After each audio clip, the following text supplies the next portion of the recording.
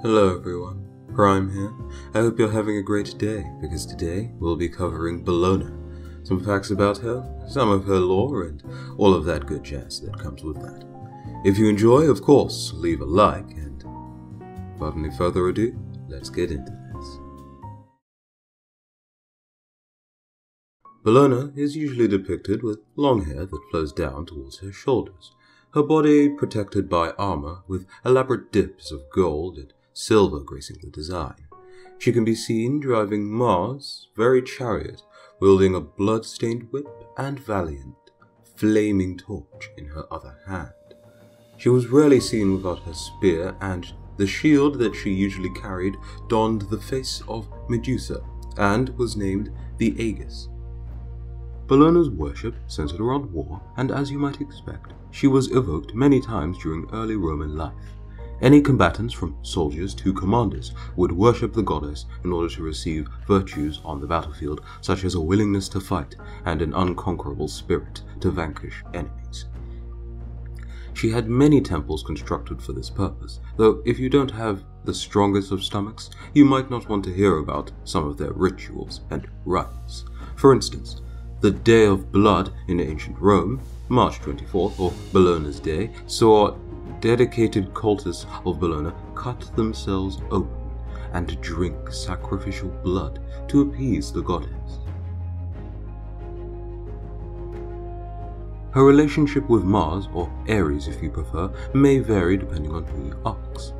Perhaps she was the daughter of the famed warring god, or perhaps his lover. Some say that she was his sister, and others say that she came to be worshipped by the Romans prior to Mars, which is interesting to think about. Whatever the case, she was said to prepare the war god's chariots for battle, readying his sturdy horses for what may come, and ride by his side when the time came. She is said to be the mother of Romulus and Remus, the men who established the city, Rome. It's also said that a Vestal version, being a version sworn to the goddess Vesta, known as Rhea Silvia, was actually the mother of these twins, but I'll leave you fine chaps to decide that for yourselves.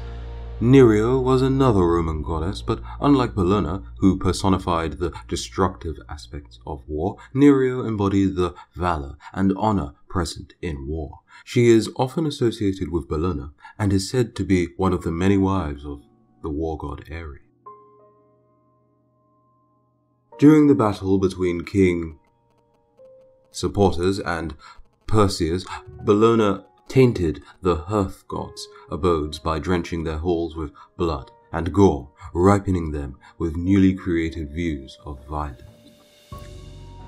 Bellona is said to have rallied troops on the battlefield personally, and inspired victory through her warrior spirit, which empowered her allies, be they common soldiers or actual kings. She charges head first into battle, torch held high, releasing battle cries.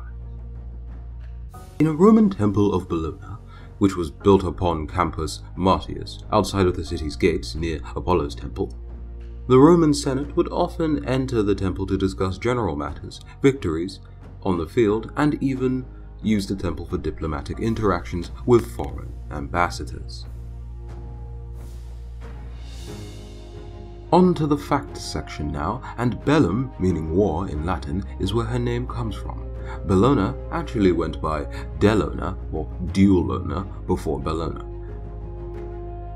Her Greek counterpart, Enyo, was just as vicious and brutal as she was. And that, give or take, is all I have for Bellona for this video. If you enjoyed, go ahead and leave a like, and if you're new to the channel, go ahead and subscribe for more content just like this. If you have an idea for a god that you'd like to see next, go ahead and leave a request in the comments section below. The next video should be Anubis, and after that, Skadi, I think?